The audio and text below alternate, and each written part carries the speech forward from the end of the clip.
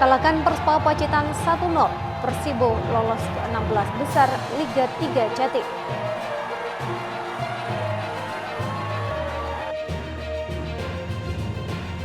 Kecelakaan motor versus motor di Tuban terekam CCTV, 1 tewas.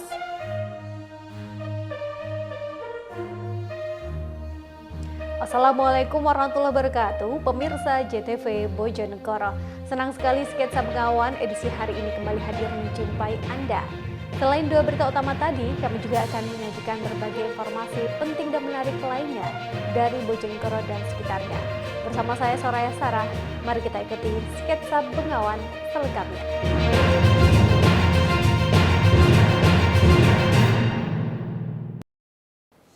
Kita awali berita yang pertama.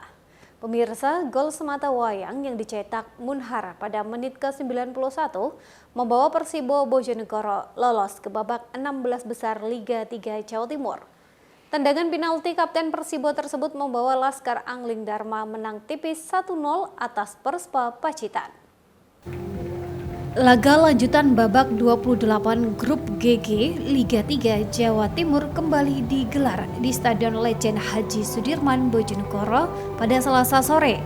Pertandingan ini mempertemukan Persibo Bojonegoro dengan Perspa Pacitan. Sejak peluit babak pertama dibunyikan wasit Rohandi Yusuf, kedua tim langsung tampil ngotot demi meraih kemenangan. Jual beli serangan dan sejumlah peluang dihasilkan kedua tim. Namun hingga peluit babak pertama usai, tidak ada satupun peluang yang berbuah gol. Memasuki babak kedua, Persibo Bojonegoro yang mendominasi jalannya pertandingan terus menggedor pertahanan Perspa Pacitan. Guyuran hujan tak menghentikan semangat pemain Persibo untuk mencetak gol. Hasilnya Persibo Bojonegoro berhasil memecahkan keberuntungan pada injury time babak kedua. Pada menit ke-91, Kapten Munhar berhasil mengeksekusi tendangan penalti dengan baik. Penalti tersebut diberikan wasit setelah pemain Persibo Taufik Hidayat dilanggar oleh pemain Perspa Pacitan di dalam kotak penalti. Gol sematawayang Munhar membawa kemenangan dramatis Persibo Bojonegoro atas Perspa Pacitan. Skor 1-0 bertahan hingga laga usai. Atas kemenangan ini Persibo berhak lolos ke babak 16 besar Liga 3 Jatim. Laskar Angling Dharma menempati posisi kedua grup GG Liga 3 Jatim dengan raihan 6 poin. Persibo hanya kalah selisih gol dengan Persekap Pasuruan yang menjadi pemuncak klasemen. Asisten pelatih Persibo Bojonegoro Bijal Calwa mengaku bersyukur atas hasil ini. Meski demikian, pihaknya akan tetap melakukan evaluasi untuk laga selanjutnya. Kalau hasil, alhamdulillah dengan hasilnya kita dapat 3 poin. Apapun yang terjadi di lapangan, yang penting kan kita skor menang, ya kan? Nanti kalau ada sesuatu yang kurang di tim, jadi kita benahi masih pelan-pelan. Karena mulai dari minggu kemarin banyak kita di deal untuk kekuatan fisik, jadi mungkin anak-anak ada yang masih badannya berat, ada yang gini, jadi gitu ya. Terima kasih. Terkait permainan dari anak-anak, saya pribadi secara tim untuk semuanya ya lumayan. Tapi kalau kita sebagai pelatih tetap kita di belakang pemain, jadi tetap kita hasil yang utama. Jadi hasilnya yang penting kita 3 poin. Terima kasih. Munhar yang berhasil mencetak gol sematawayang Persibo mengaku bahwa timnya masih banyak kekurangan. Namun para pemain akan berjuang semaksimal mungkin untuk mewujudkan keinginan warga Bojonegoro naik kasta ke Liga 2. Dari segi hasil kita bisa memanfaatkan, kita curi poin 3. Tapi kalau dari segi permainan kita sangat kurang banyak. Semoga saja kita semua bisa mewujudkan warga Bojonegoro untuk naik ke Liga 2. Itu. Mohon doanya. Sementara itu, head coach Perspa Pacitan mengaku para pemainnya sudah bermain bagus. Ia juga menerima kekalahan tipis timnya berkat gol penalti di menit akhir. Luar biasa Mas Jadi, dan pemain cukup bermain bagus, dan tadi menit ke-46 babak kedua kita dapat penalti, dan itu pun saya rasa semua bisa menilai lah. Ya semua bisa menilai gitu. Ini ada kesulitan tersendiri coach? Nggak ada. Terus untuk diagnosis yang diberikan dosen menurut terus gimana? Ya semua bisa menilai lah, dinilai sendiri aja. Artinya ya bisa dinilai sendiri aja. Kalau menurut penilaian bagaimana? Kalau penilaian saya, Ya. ya dinilai sendiri aja. Biar enak lah, nanti saya kan terlihat tuh mas, testimoni itu kalau banyak orang beda kalau saya, ya kan. Pada laga selanjutnya, Persibo akan menghadapi Persekap Pasuruan pada Kamis 11 Januari 2024 mendatang di Stadion Letjen Haji Sudirman, Bojonegoro. Kedua tim diketahui sudah lolos ke babak 16 besar. Edo Jody Aldian, JTV, Bojonegoro. Kecelakaan maut antara sepeda motor dengan sepeda motor di Jalan Jatirogo, Bojonegoro, Kabupaten Tuban terekam CCTV. Pemotor yang menyeberang jalan ditabrak motor lain yang melaju dengan kecepatan tinggi. Akibat kejadian ini, seorang pemotor tewas di lokasi kejadian, sementara dua lainnya mengalami luka berat. Detik-detik kecelakaan maut di Jalan Jatirogo, Bojonegoro, tepatnya di Desa Selogabus, Kecamatan Parengan, Kabupaten Tuban, pada Senin sore kemarin terekam CCTV. Akibat kecelakaan ini, seorang pemotor tewas di lokasi kejadian, sementara dua lainnya mengalami luka berat. Kecelakaan bermula saat Suniti, 58 tahun, warga Desa Sumbang Timun, Kecamatan Trucuk, Kabupaten Bojonegoro, menyeberang jalan dari timur ke barat. Karena tidak memperhatikan arus lalu lintas saat menyeberang, motor yang dikendarai Suniti ditabrak dari samping oleh pemotor Vario yang melaju dengan kecepatan tinggi dari arah selatan ke utara. Motor Vario tersebut dikemudikan oleh Tamrin, 50 tahun, warga Desa Sidodadi, Kecamatan Bangilan, dengan penumpang Abdul Khoir, 28 tahun, warga Desa Sidodadi, Kecamatan Bangilan. Kerasnya benturan membuat Tamrin, 50 tahun, meninggal dunia di lokasi kejadian. Sementara Suniti dan Abdul Khoir mengalami luka berat dan langsung dilarikan ke RSUD Bojonegoro untuk mendapatkan pertolongan medis. Dari Suzuki Smash ini dikemudikan oleh Bu Suniti berjalan dari arah timur ke barat. Pada saat menyeberang tidak memperhatikan dari arah dari sisi selatan maupun utara. Istilahnya tidak melihat posisi aman, kemudian Bu Suniti asal menyeberang saja. Kemudian terjadi kecelakaan yang dari arah selatan ke utara, yaitu dengan kendaraan Vario yang dikemudikan oleh Pak Tamrin berpenumpang dengan Abdul Khoir. Nah, di situ titik tempurnya ada di sebelah sisi kiri dari selatan ke utara. Dalam hal kecelakaan ini sangat fatal karena benturannya sangat keras. Kemudian Pak Tamrin ini MD di TKP. Korban lukanya? Korban luka yaitu penumpangnya Abdul Khoir ini dengan Bu Sutini. Pasca kejadian, petugas Satuan Lalu Lintas Polres Tuban langsung mendatangi lokasi kejadian untuk melakukan olah TKP dan memintai keterangan kepada sejumlah saksi. Sementara kendaraan terlibat kecelakaan diamankan petugas ke unit laka lantas Polres setempat. Ziki Muhammad, Samsul Alim, JTV, Tuban.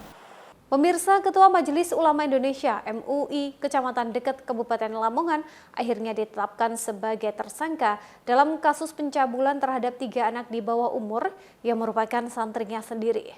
Pelaku langsung ditahan di Polres setempat. Polres Lamongan menetapkan Ketua Majelis Ulama Indonesia MUI Kecamatan Dekat Kabupaten Lamongan sebagai tersangka kasus pencabulan 3 anak di bawah umur yang merupakan santrinya sendiri. Pelaku berinisial RA, 69 tahun ini langsung ditahan dan dimasukkan ke dalam sel tahanan Polres Lamongan. Pak, terkait dengan status Bapak sebagai Ketua MUI sendiri gimana Pak? Sudah mundur saya. Hah? Saya sudah mundur. Sejak kapan Pak mundur Pak? Tanggal 5. Terus untuk kepengurusan NU sendiri Pak? Saya sudah mundur dari NU juga. Gimana? Sudah mengundurkan diri. Sudah mengundurkan diri Pak? Penetapan RA sebagai tersangka ini setelah pihak kepolisian melakukan serangkaian pemeriksaan dan penyelidikan serta menemukan 2 alat bukti. Pelaku yang juga merupakan pengasuh Pondok Taman Pendidikan Al-Quran atau TPQ tersebut selanjutnya ditangkap dan dilakukan penahanan.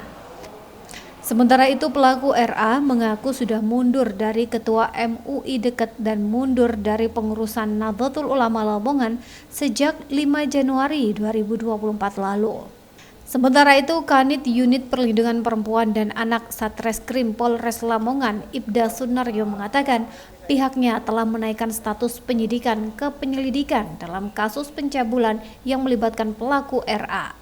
Selain itu, pihaknya juga telah mengantongi keterangan dan hasil visum 3 anak di bawah umur yang menjadi korban pencabulan tersebut.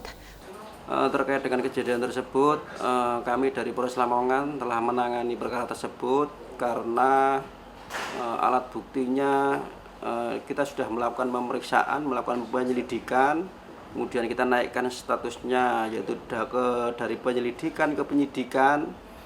Kemudian karena kita sudah menemukan 2 alat bukti yang cukup sehingga kita menetapkan pelaku sebagai tersangka dan sudah kita lakukan penangkapan dan kita lakukan penahanan. Jadi untuk saat ini pelaku kiai tersebut sudah ditetapkan jadi tersangka dan ya? Sudah kita tetapkan sebagai tersangka berdasarkan gelar perkara dan sudah kita lakukan penahanan. Dan pelaku sendiri dijerat dengan pasal? Untuk pelaku yang kita terapkan adalah pasal 82 ayat 2 karena dia adalah termasuk, itu ada Undang-Undang Perlindungan Anak, karena dia adalah termasuk seseorang yang harusnya melindungi terhadap anak yaitu guru ngaji, harusnya dilindungi, maka kita terapkan pasal 82 ayat 2 Undang-Undang Nomor 35 Tahun 2014 tentang Perlindungan Anak. Sementara itu, pihak MUI Kabupaten Lamongan mengaku telah menerima surat pengunduran dari RA dari Ketua MUI Kecamatan Dekat. Surat tersebut dilayangkan setelah RA terlibat kasus pencabulan terhadap 3 santriwati TPQ yang diasuhnya. Sudah mengundurkan diri? Mengundurkan diri. Jabatan dia itu sebagai ketua apa, Pak? Ketua MUI Dekat. Mengundurkan diri mulai kapan itu, Pak? Mulai tanggal 5. Sejak kejadian itu, Pak ya? Gak ngerti kejadiannya kapan, saya tidak tahu. Diberitakan sebelumnya, RA melakukan pencabulan terhadap 3 santriwati TPQ yang diasuhnya. Kasus ini terungkap setelah salah satu korban melapor kepada orang tuanya. Zulkifli Zakaria, CTV, Lamongan. KPU coret 4 caleg DPRD Bojonegoro meski sudah masuk DCT. Informasi selengkapnya sesaat lagi.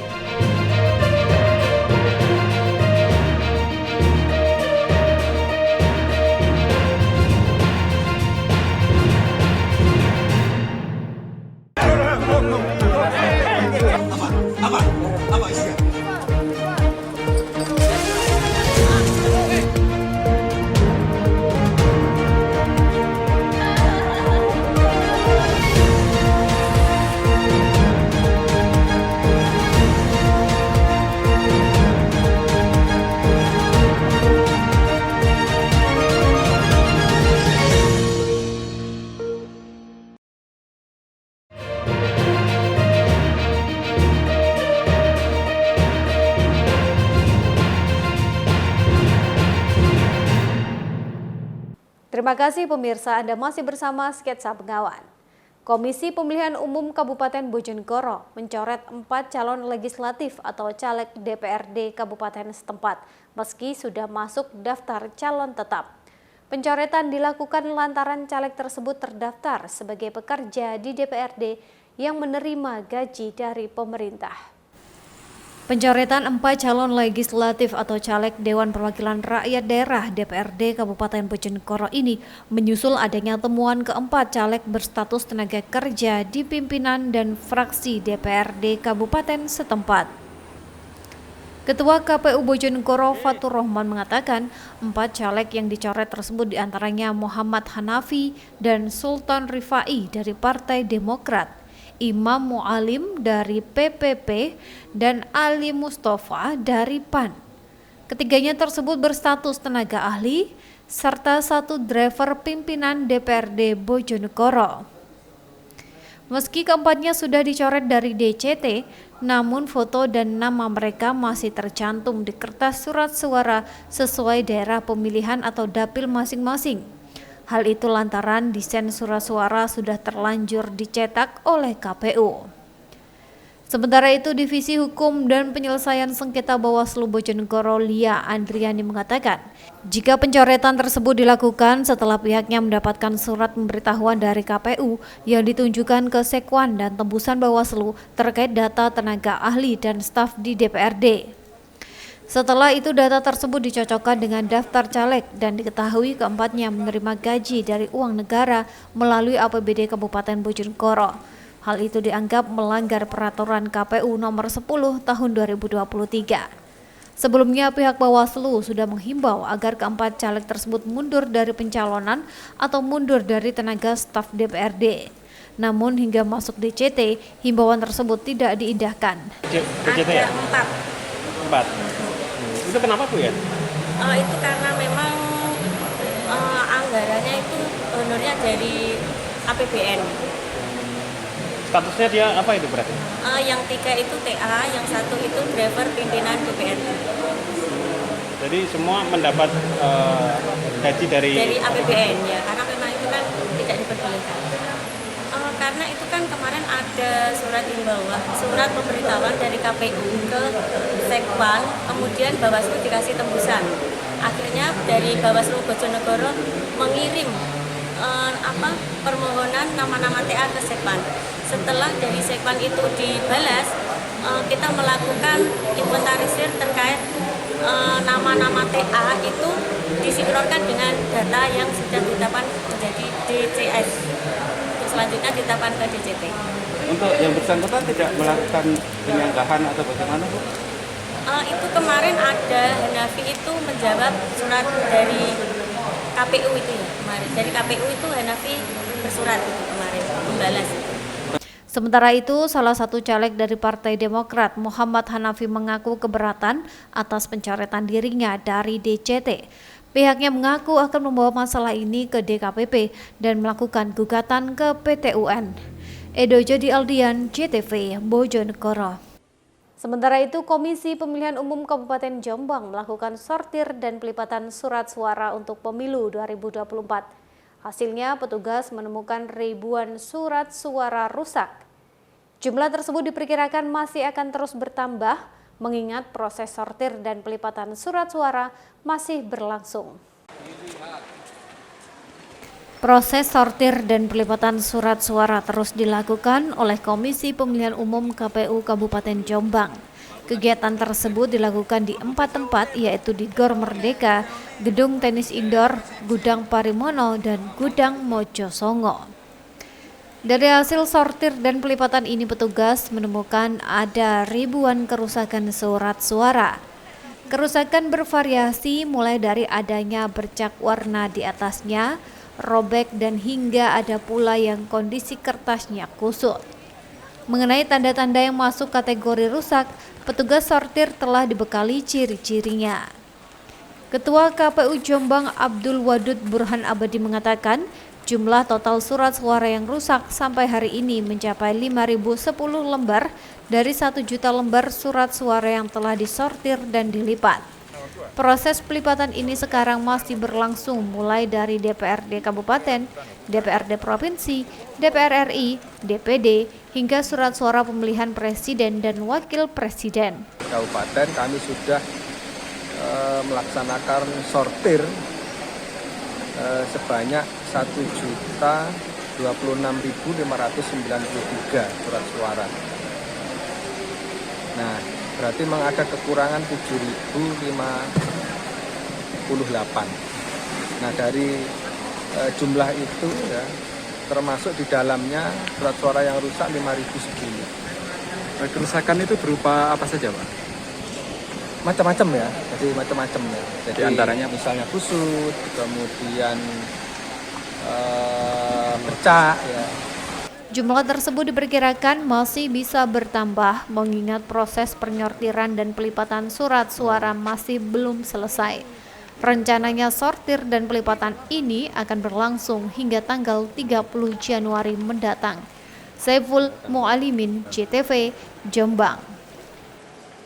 Proses sortir dan pelipatan surat suara untuk pemilu 2024 menjadi berkah bagi ratusan ibu rumah tangga di Kabupaten Tuban.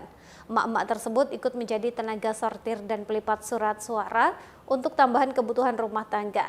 Dalam sehari mereka mampu meraup ratusan ribu rupiah. Proses sortir dan pelipatan surat suara pemilu serentak tahun 2024 masih terus berlangsung di gudang logistik Komisi Pemilihan Umum KPU di Jalan Manunggal, Kelurahan Gedongombo, Kecamatan Semanding, Kabupaten Tuban pada Rabu siang. Momentum ini dimanfaatkan oleh ratusan ibu rumah tangga untuk menjadi tenaga sortir dan lipat. Antusias para kaum hawa menjadi petugas sortir surat suara sangat tinggi. Selain mengisi waktu luang, mereka juga bisa meraup rupiah untuk tambahan uang belanja. Salah satu tenaga sortir dan lipat surat suara, Tri Handayani mengatakan, dalam sehari ia mampu menyelesaikan 2 hingga 3 dus surat suara. Sementara itu, hasil sortir dan lipat setiap satu dus berisi 500 surat suara diberikan upah sebesar Rp75.000. Namun honor baru akan diberikan setelah seluruh proses sortir dan pelipatan surat suara berakhir.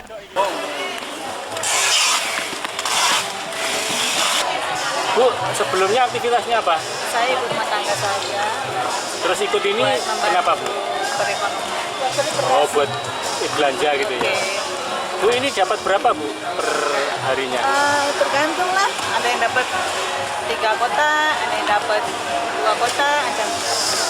Kayak honornya berapa? Saya kurang paham. Belum terima? Belum. Oh, nanti rencananya untuk apa uangnya itu? Belanja lah Pak, buat kebutuhan.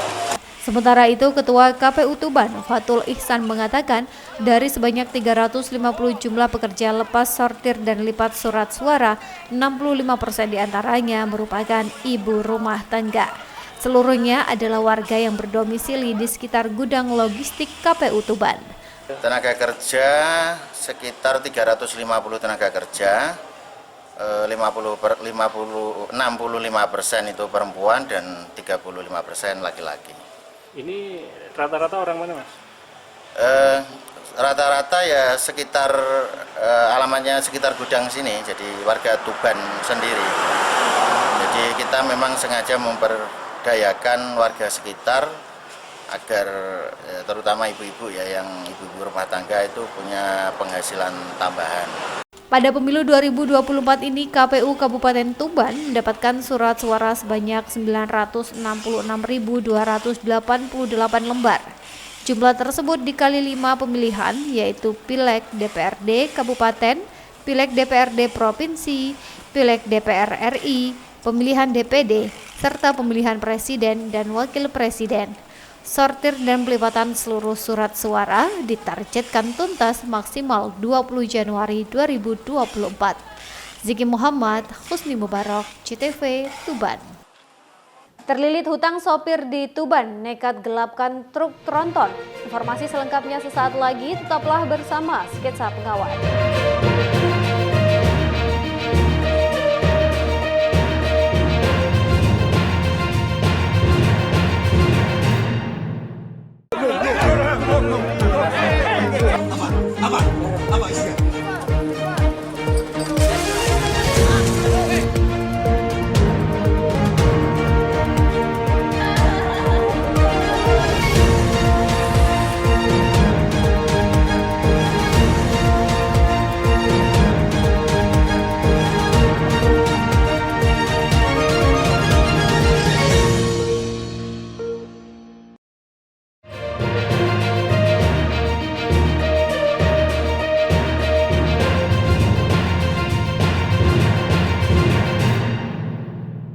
Terima kasih pemirsa, Anda masih bersama Sketsa Bengawan. Seorang sopir nekat menggelapkan truk tronton milik perusahaan tempatnya bekerja di Kabupaten Tuban. Untuk menghilangkan jejak kendaraan dimutilasi menjadi beberapa bagian lalu dijual secara terpisah. Tindak kriminal tersebut dilakukan tersangka lantaran terlilit hutang kalah judi slot. Satuan Reserse Kriminal Polres Tuban menangkap AN, 33 tahun, warga Kecamatan Jenuh, Kabupaten Tuban dan rekannya berinisial RK. AN yang merupakan sopir truk tronton PT Varia Usaha Bahari ini harus berurusan dengan polisi lantaran menjadi dalang kasus penggelapan. Tersangka nekat menggelapkan sebuah truk tronton milik perusahaan tempatnya bekerja. Kendaraan angkutan berat tersebut dimutilasi menjadi beberapa bagian untuk menghilangkan jejak. Selanjutnya potongan truk tronton dijual secara terpisah. Tindakan kriminal ini dilakukan tersangka AN lantaran kalah judi slot. Akibatnya tersangka terlilit hutang mencapai ratusan juta rupiah. Uang hasil penjualan rencananya akan digunakan untuk membayar hutang. 2 tersangka berhasil ditangkap, sementara 2 lainnya masih berstatus buron. Sebagai barang bukti, polisi turut mengamankan beberapa potongan truk tronton yang belum terjual, di antaranya bagian kabin dan roda. Yang akan dibawa di Gresik. Kemudian sesampainya di Gresik, sopir ini ketemu dengan temannya dengan inisial RKA. Kemudian terjadilah komunikasi di sana, kemudian sama RKA, sopir ini diberikan uang kurang lebih 500.000 dan untuk membawa kendaraan itu ke Lingkar Demak. Kemudian sesampai di sana, si supir ini kendaraan diserahkan ke RKA dan akan dijual. Ini sudah ada pembicaraan, awalnya sudah ada pembicaraan dari Gresik sana, sudah ada pembicaraan yang akan menjual truk ini lewat RKA tadi. Sesampai di sana kemudian kendaraan dibawa RKA dan dijual lewat teman-teman RKA yang sudah ada di sana. Kini untuk mempertanggungjawabkan perbuatannya, kedua pelaku harus mendekam di sel tahanan Polres Tuban sembari menunggu proses hukum lebih lanjut. Sementara hingga kini, polisi masih terus memburu 2 pelaku lain yang telah diketahui identitasnya. Ziki Muhammad, Husni Mubarak, CTV, Tuban. Sementara itu, akibat terlilit hutang, seorang satpam kos di Kabupaten Tuban nekat mencuri sepeda motor yang terparkir di sebuah masjid. Namun saat membawa kabur barang curiannya, pelaku kepergok warga hingga bersembunyi di atas genteng rumah warga. Pelaku pencurian motor di Masjid Al-Ikhlas, Kelurahan Karang, Kecamatan Semanding, Kabupaten Tuban, nekat bersembunyi di atas genteng rumah warga. Hal ini dilakukan untuk menghindari amukan warga yang memergokinya membawa kabur motor curiannya. Mendapati laporan, petugas kepolisian langsung datang ke lokasi dan mengamankan pelaku beserta motor yang dicurinya ke Mapolres Tuban.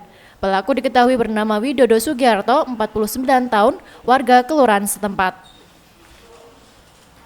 Beruntung saat pelaku membawa kabur motor curiannya dengan cara didorong, diketahui oleh salah satu warga yang hendak berangkat ke masjid. Warga kemudian mengejar pelaku. Karena takut dihakimi warga, pelaku bersembunyi di atas genteng rumah warga. Dari kasus ini, polisi menyita barang bukti motor nomor polisi S3632 EAE yang dicuri pelaku. Untuk modus pengambilan pelaku mengincar mencari sepeda motor yang terparkir di area masjid yang ditinggal sholat Jumat oleh pemiliknya. Berarti sebelumnya keliling atau gimana? Untuk dia keliling atau nanti bisa ditanya langsung, ya, karena merupakan juga orang dekat situ dan kontrak di perumahan Karangindah itu, dan mencurinya melakukan aksinya adalah di wilayah Karangindah itu sendiri. Sementara itu di hadapan petugas, pelaku yang sehari-hari bekerja sebagai satpam kos ini mengaku terpaksa mencuri motor lantaran terlilit hutang. Selain berencana untuk melunasi hutang, motor curian tersebut rencananya juga akan digunakan untuk memenuhi kebutuhan sehari-hari. Masalahnya ya kebutuhan. Iya. Itu sudah sempat dijual, teman-teman. Cara nyurinya gimana, Pak, itu? Saya dorong. Oh, didorong. Belum dinaiki, Pak? Apa? Motornya? Belum.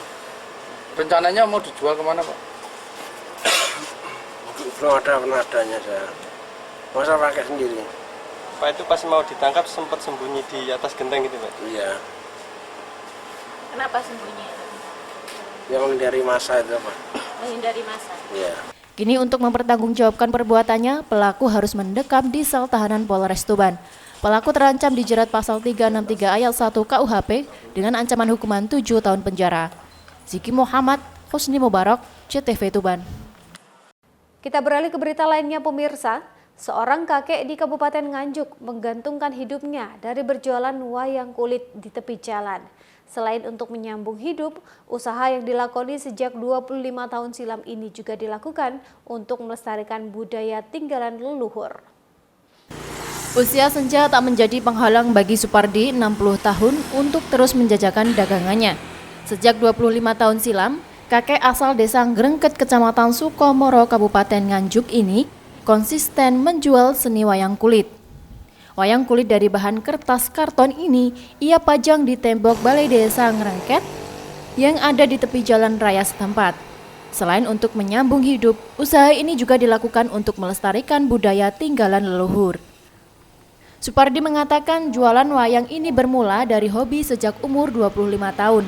Awalnya Supardi membantu temannya menjualkan wayang hingga akhirnya tertarik untuk berjualan sendiri. Wayang yang dijual merupakan hasil belanja dari Bulukerto, Wonogiri, Jawa Tengah dengan harga per biji antara Rp10.000 hingga Rp75.000. Dari harga tersebut kemudian ia jual lagi dengan keuntungan antara Rp15.000 hingga Rp600.000. Ekspansi pasar tak hanya di tingkat lokal Nganjuk saja, melainkan sudah keluar kota, di antaranya Blitar, Surabaya, Malang, dan sejumlah daerah lainnya sekitar Nganjuk. Dalam sehari, Supardi mampu menjual antara 5 hingga 20 wayang kulit. Bahkan jika ada partai besar, ia mampu menjual hingga 100 wayang kulit.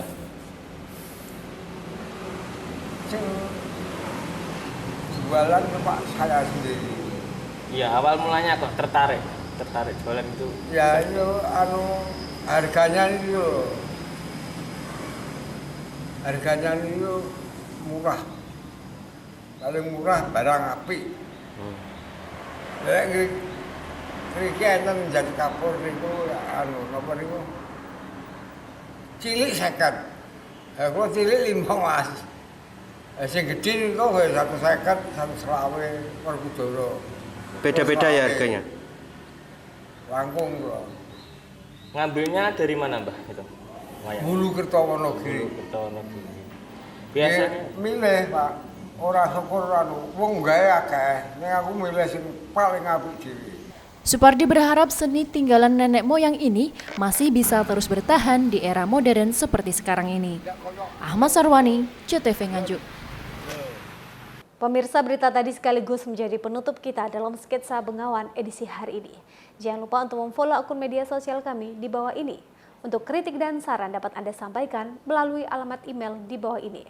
Akhir kata, saya bersama kerabat kerja yang bertugas pamit undur diri dari hadapan Anda.